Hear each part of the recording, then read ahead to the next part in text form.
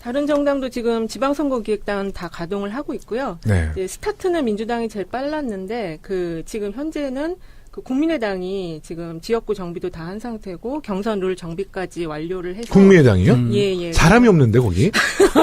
근데 어쨌든 제가 보기에는 통합 관련해서 내부 분열이 있으니까 빨리 선거 체계로 넘어가겠다, 성내 평화를 만들겠다 이런 의미가 있는 것 같고요.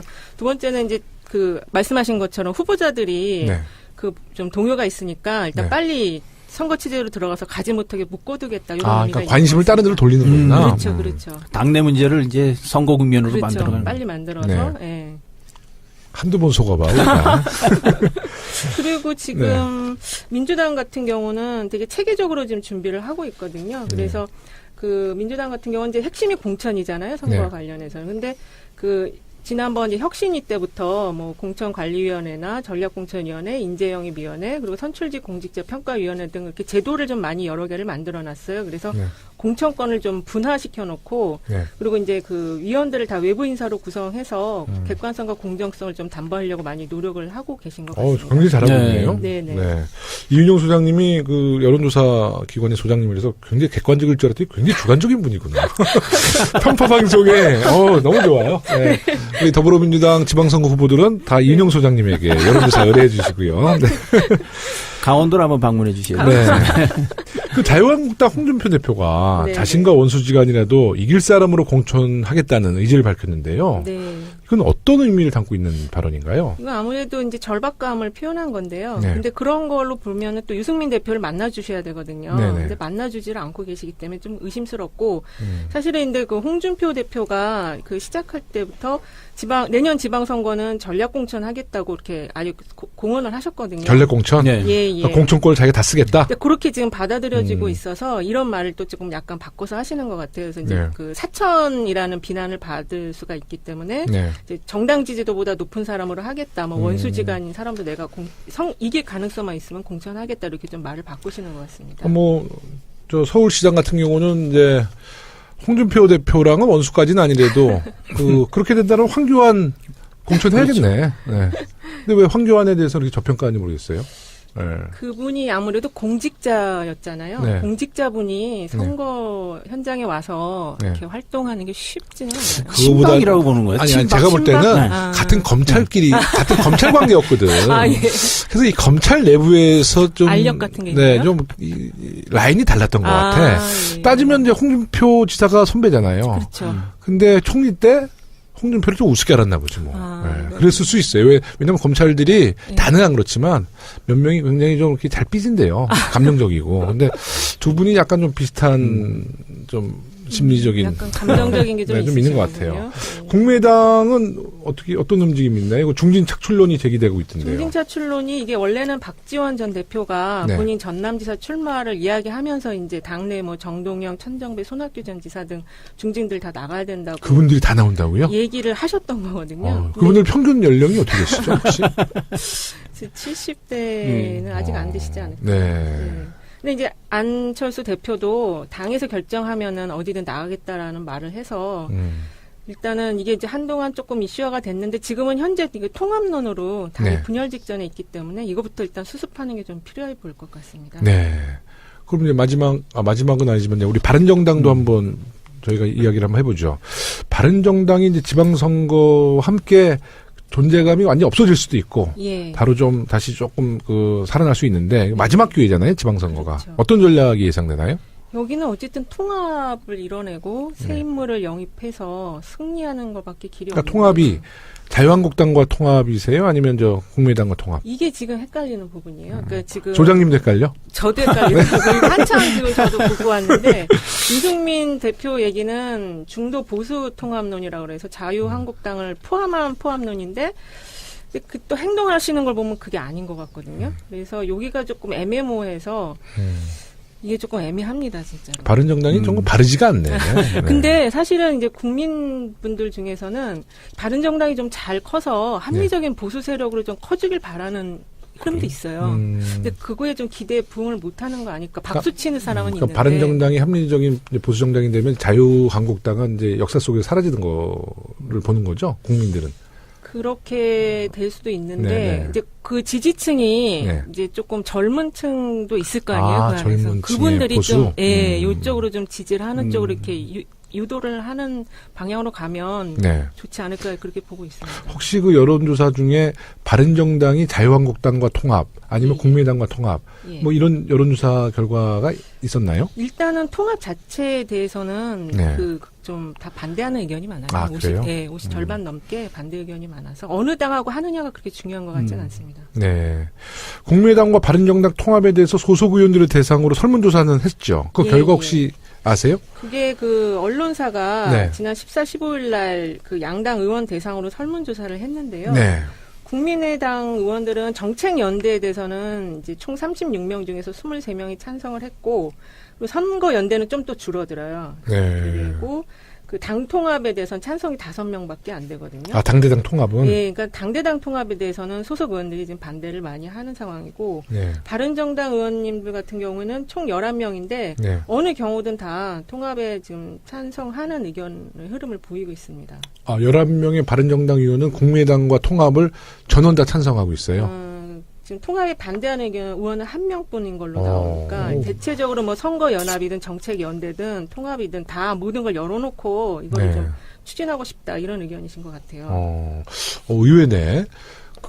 왜냐면, 국민의당은 이제 주로 호남을 기반으로 하니까, 이제 예. 바른정당과 통합을 하게 되면, 역시 바른정당이 자유한국당의 이중대라는 인식이 강하잖아요. 네. 그러면 이제 그 호남에서는 그런 당과는 통합할 수 있는 어떤 이 시민들의 정서가 아니거든요. 네, 네. 근데 저는 이제 그래서 그 당 통합에 국민의당이 한 5명 정도 찬성하는 것은 뭐 저는 예상을 했는데, 네, 네. 바른정당이 국민의당을 굉장히 좋아하고 있군요. 짝사랑하고 있군요. 네. 네. 그래서 그 전제를 그때 유승민 대표가 네. 햇볕 정책에 대한 걸 수정을 하라고 말한 게 아마 다 그런 이유가 있는 거 아닐까 생각이 들거든요. 그러니까 어떤 호남색을 탈피를 한다라는 전제 하에서 우리가 모든 것들 다 한번 열어놓고 검토해보겠다 이런 취지는 아닐까. 여기 이제 그 내용은 안 나왔지만 네. 바른정당 의원들은 좀 그런 생각이신 것 같습니다. 네. 우리 뭔가 시민들- 절박하고. 네. 네, 굉장히 절박하시죠. 우리 강원도 이야기 좀 해보겠습니다. 네. 강원도가 이제 지난 지방선거 때 그 결과가 썩 좋지 않았어요. 그렇죠? 많이 안 좋았어요. 네, 많이 안 좋았고. 총선도 지금 강원도에, 송기훈 의원님. 8개 중에서 하나. 지역구 한 번. 예, 예. 그러니까 전체 2분의 국회의원이 있는 건가요? 강원도? 저는 이제 비례를 그래도 왔으니까. 국회의원, 예, 네. 둘입니다. 예. 저는 신기준 의원님은 강원도 예, 지역구 국회의원으로 저는 생각하고 있습니다. 네. 강원도 같은 경우는 도지사를 제외하고 대부분의 지자체장이 다 야당 소속. 네, 18개 중에서 한 분만 저희 당이고 다 네. 이제 자유한국당. 네. 이제 문재인 정부가 지금 국민들한테 많은 지지를 받고 있는데, 네. 최근에도 그런 강원도가 그 구여당, 다시 말해서 전 야당의 지지층들이 아직도 이렇게 많이 있나요? 많이 있습니다. 아직도? 네, 많이 있습니다. 그래서 이제 우리가 지난 대선의 결과를 봐도 네. 저희가 이제 뭐 70년 만에 사실 처음으로 대선에서 승리를 했어요. 네. 네. 4%. 결과는 이겼죠. 4%. 4%. 36대 40. 음. 4% 이겼습니다. 그리고 요즘 이제 뭐 저희 당이 고공행진을 하고 있잖아요. 지지율이 네. 사실 뭐 이제 네. 50% 가까이 왔다 갔다 하는데 강원도 같은 경우는 이제 저희 평균에서 한 10% 정도 빠져요. 네. 10%에서 뭐 10 좀 더 빠지고 그러면 한 40 정도 40% 그러면 자유한국당 같은 경우는 저기 평균에서 한 10% 정도 높게 나오죠. 그러니까 네. 이게 10% 내외에서 계속 이 지지율 자체가 지금 이제 간다고 네. 봐야 되죠. 네.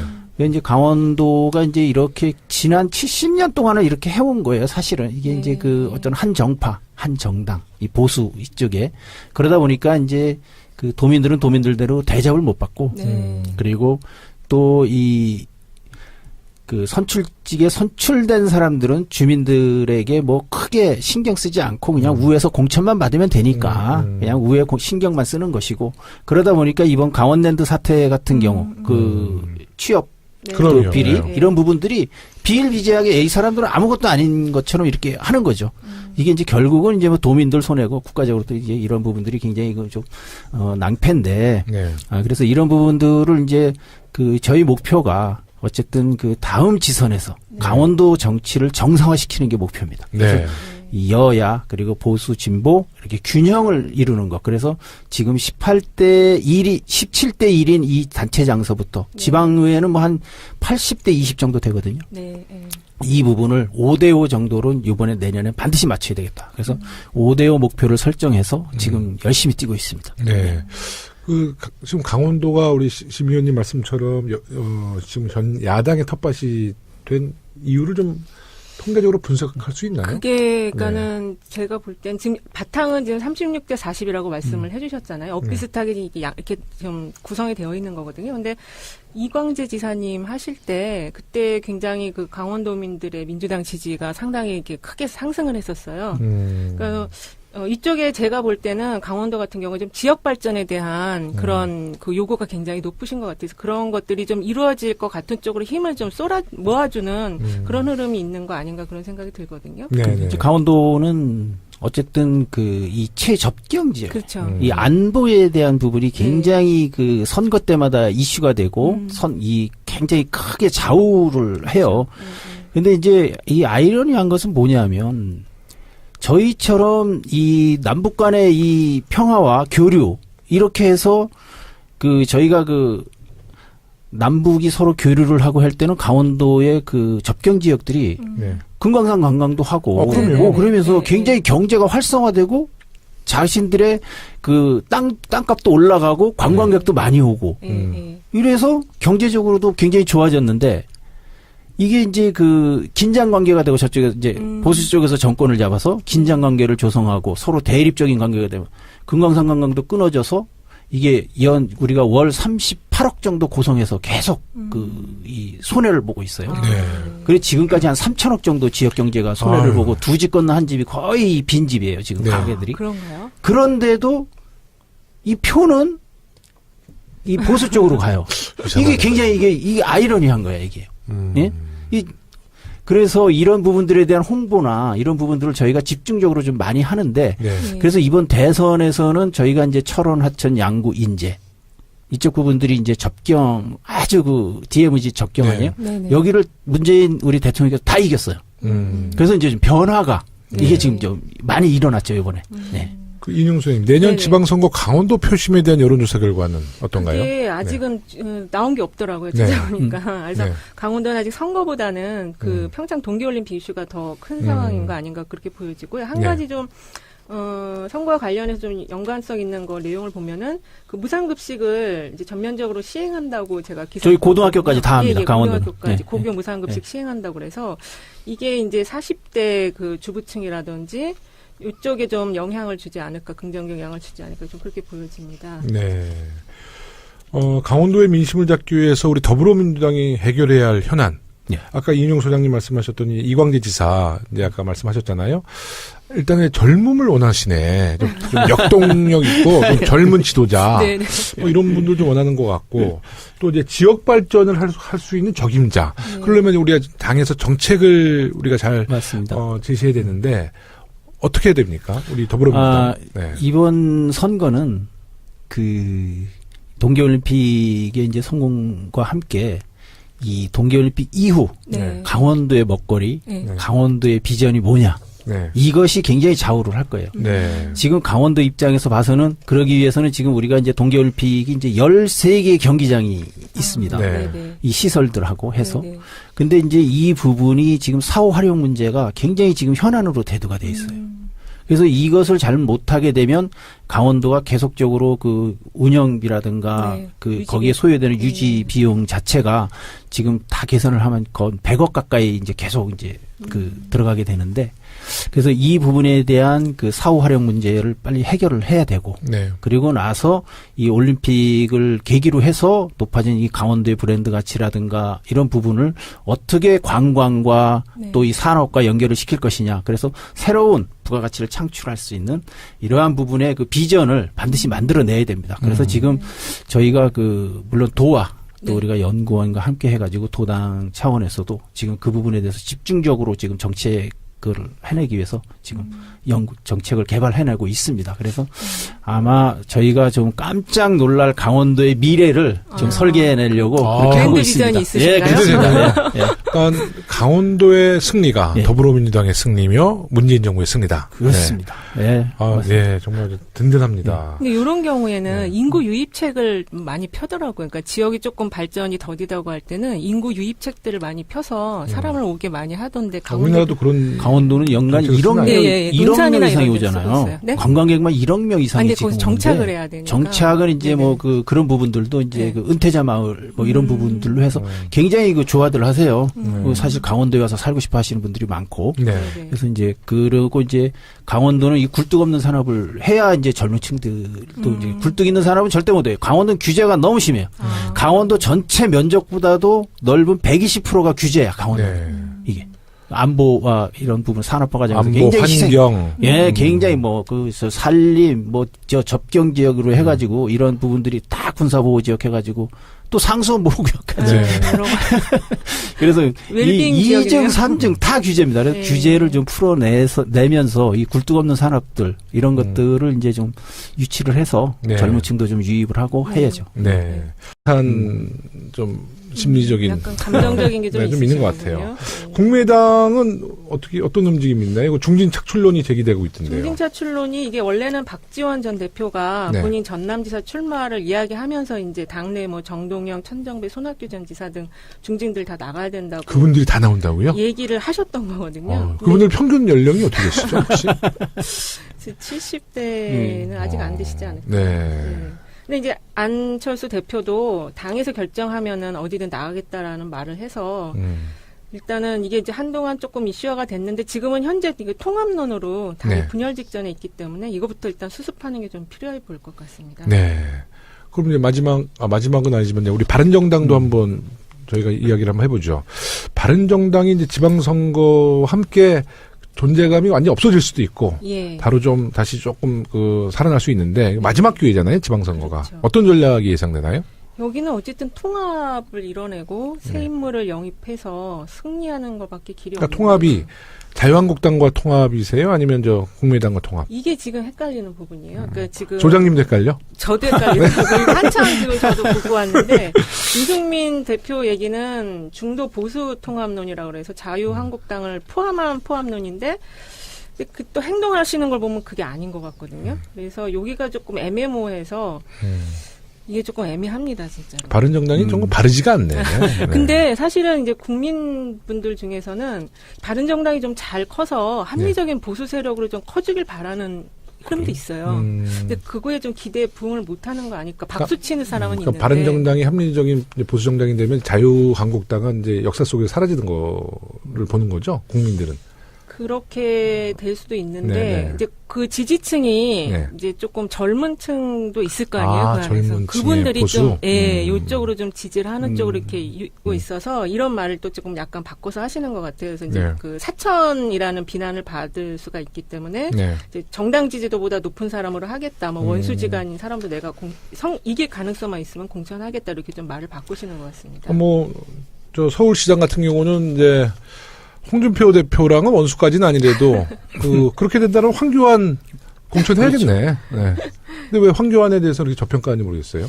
네. 그분이 아무래도 공직자였잖아요. 네. 공직자분이 선거 현장에 와서 네. 이렇게 활동하는 게 쉽지는 않아요. 친박이라고 보는 거예요. 아니, 친박, 제가 볼 때는 친박? 아. 같은 검찰끼리 같은 검찰 관계였거든. 아, 예. 그래서 이 검찰 내부에서 좀 알력 같은 게 네, 있나요? 좀 라인이 달랐던 것 같아. 예. 따지면 이제 홍준표 지사가 선배잖아요. 그렇죠. 근데 총리 때 홍준표를 좀 우습게 알았나 보지 뭐. 아, 네, 그랬을 수 있어요. 왜냐면 검찰들이 네. 다는 안 그렇지만 몇 명이 굉장히 좀 이렇게 잘 삐진대요. 감정적이고. 근데 두 분이 약간 좀 비슷. 제도를 좀 많이 여러 개를 만들어놨어요. 그래서 네. 공천권을 좀 분화시켜 놓고 네. 그리고 이제 그 위원들을 다 외부 인사로 구성해서 객관성과 공정성을 좀 담보하려고 많이 노력을 하고 계신 것 같습니다. 굉장히 잘하고 네. 있네요. 네네. 이윤용 소장님이 여론조사 기관의 소장님이라서 굉장히 객관적일 줄 알았더니 굉장히 주관적인 분이구나. 편파 방송에 너무 좋아요. 네. 우리 더불어민주당 지방선거 후보들은 다 이윤용 소장님에게 여론조사 의뢰해 주시고요. 네. 강원도를 한번 방문해 주시요. 네. 그 자유한국당 홍준표 대표가 네. 자신과 원수지간이라도 이길 사람으로 공천하겠다는 의지를 밝혔는데요. 네. 이건 어떤 의미를 담고 있는 발언인가요? 이건 아무래도 이제 절박감을 표현한 건데요. 네. 근데 그런 걸로 보면은 또 유승민 대표를 만나주셔야 되거든요. 네네. 근데 만나주지를 않고 계시기 때문에 좀 의심스럽고, 사실은 근데 그 홍준표 대표가 그 시작할 때부터 내년 지방선거는 전략공천 하겠다고 이렇게 아주 공언을 하셨거든요. 전략공천? 네. 예, 예. 그러니까 공천권을 자기가 다 쓰겠다? 근데 그렇게 지금 받아들여지고, 다른 정당도 지금 지방선거기획단 다 가동을 하고 있고요. 네. 이제 스타트는 민주당이 제일 빨랐는데 지금 현재는 그 국민의당이 지금 지역구 정비도 다 한 상태고 경선 룰 정비까지 완료를 해서 국민의당이요? 예. 사람이 없는데 거기? 근데 어쨌든 제가 보기에는 통합 관련해서 내부 분열이 있으니까 빨리 선거 체계로 넘어가겠다. 성내 평화를 만들겠다. 이런 의미가 있는 것 같고요. 두 번째는 이제 그 말씀하신 것처럼 후보자들이 네. 그 좀 동요가 있으니까 일단 네. 빨리 선거 체제로 들어가서 가지 못하게 묶어두겠다. 이런 아, 의미가 그러니까 관심을 다른 데로 돌리는 거구나. 그렇죠, 그렇죠. 당내 문제를 이제 선거 국면으로 그렇죠. 만들어가는. 빨리 만들어서. 네. 예. 한두 번 속아봐, 우리가. 그리고 지금 민주당 같은 경우는 되게 체계적으로 지금 준비를 하고 있거든요. 그래서 그 민주당 같은 경우는 이제 핵심이 공천이잖아요. 선거와 네. 관련해서는. 근데 그 지난번 이제 혁신위 때부터 뭐 공천관리위원회나 전략공천위원회, 인재영입위원회, 그리고 선출직 공직자 평가위원회 등 이렇게